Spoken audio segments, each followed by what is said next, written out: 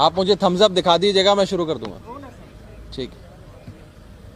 आज मैंने देश की माननीय वित्त मंत्री निर्मला सीतारमण जी से मुलाकात करी और दो अहम मुद्दों पे 3 करोड़ पंजाबियों की ओर से अपनी बात रखी।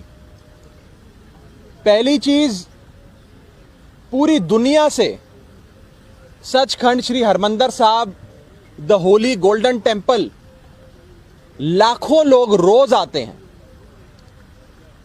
संगत जो वहां आती है वो गोल्डन टेम्पल के बाहर बने जितने भी सराह हैं, यानी कि छोटे छोटे अकोमोडेशन सेंटर्स, जिन्हें गुरुद्वारा प्रबंधक कमेटी हो, गुरुद्वारा प्रशासन हो, वो चलाता है। आज केंद्र में बैठी सरकार ने उन सराह पर भी, उन छोटे अकोमोडेशन सेंटर्स पर भी 12% जीएसटी लगाकर संगत का और संगत की सेवा का अपमान किया है। ये टैक्स हमें मुगल काल के शासक औरंगजेब के जजिया टैक्स की याद दिलाता है, जब औरंगजेब ने तीर्थ यात्रा पर टैक्स लगाकर, जजिया लगाकर टैक्स वसूलना शुरू किया था।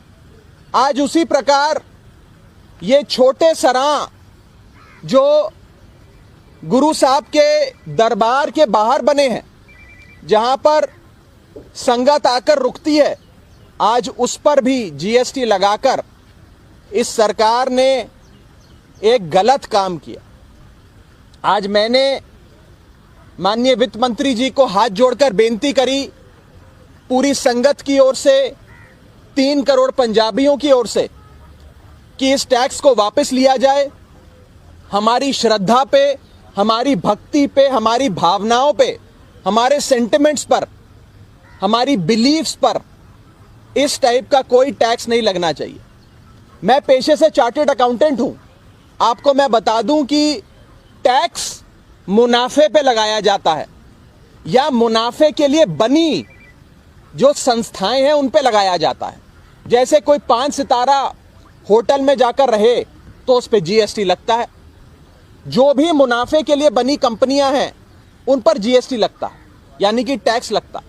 लेकिन जो संस्था मुनाफे के लिए नहीं बल्कि सेवा के लिए बनी है उस पे कोई टैक्स नहीं लगता। हिंदुस्तान में आज तक नहीं लगा। लेकिन इस सरकार ने सेवा के लिए, नॉट फॉर प्रॉफिट, सेवा के लिए बनी संस्थाओं पर भी टैक्स लगाने का काम किया है। मैंने सरकार को टैक्स लगाने के इस बेसिक रूल के बारे में भी बताया कि टैक्स मुनाफे पे लगाया जाता है, सेवा के लिए बने केंद्रों पर और सराहों पर नहीं लगाया जाता। इसी के साथ साथ मैंने एक और बड़ा मुद्दा पंजाब का माननीय वित्त मंत्री जी के सामने रखा और उठाया।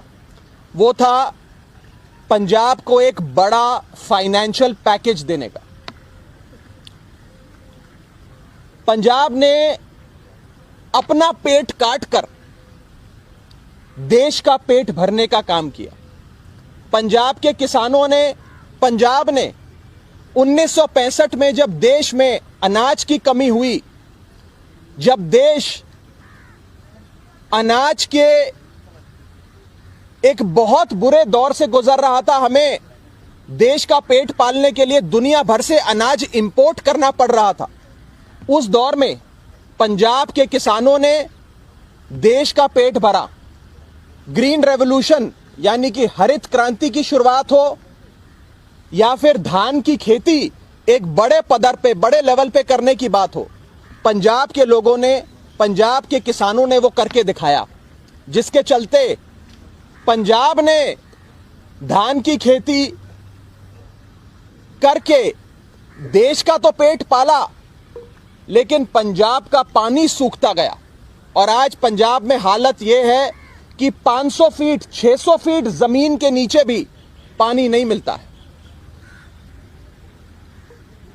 पंजाब में पानी की यह हालत देखते हुए और पंजाब के किसानों की हालत देखते हुए मैंने माननीय वित्त मंत्री जी से एक बड़े फाइनेंशियल पैकेज की और साथ ही साथ पंजाब को एडिशनल वाटर रिसोर्सेज देने की बात रखी। वो पंजाब जिसने मुश्किल दौर में भारत देश का पेट भरा, आज वो पंजाब सूबा अपने देश की सरकार के ओर देख रहा है, अपने देश की दिल्ली में बैठी सरकार की ओर देख रहा है और कह रहा है कि अब मुश्किल दौर में हमने आपका साथ दिया, अब आप हमारा साथ दीजिए और हमें एक बड़ा फाइनेंशियल पैकेज मिलना चाहिए, एडिशनल वाटर रिसोर्सेज हमें मिलने चाहिए। ये दो बड़ी मांगे आज मैंने माननीय वित्त मंत्री जी के सामने रखी हैं। एक मेमोरेंडम, एक ज्ञापन भी दिया है। उन्होंने बड़े आराम से मेरी बात सुनी, मेरा जो ज्ञापन था वो लिया और मुझे विश्वास है कि जरूर इस पर केंद्र सरकार कार्रवाई करेगी और पंजाब के साथ जो सदियों से केंद्र सरकार एक सौतेला व्यवहार करती आई है, वो सौतेला व्यवहार बंद होगा और पंजाब का हक पंजाब को मिलेगा। आम आदमी पार्टी पंजाब के हकों की ये लड़ाई लड़ती रहेगी, सदन में भी लड़ेगी, सदन के बाहर में भी लड़ेगी। कोई सवाल आपका हो तो आप पूछ सकते हैं।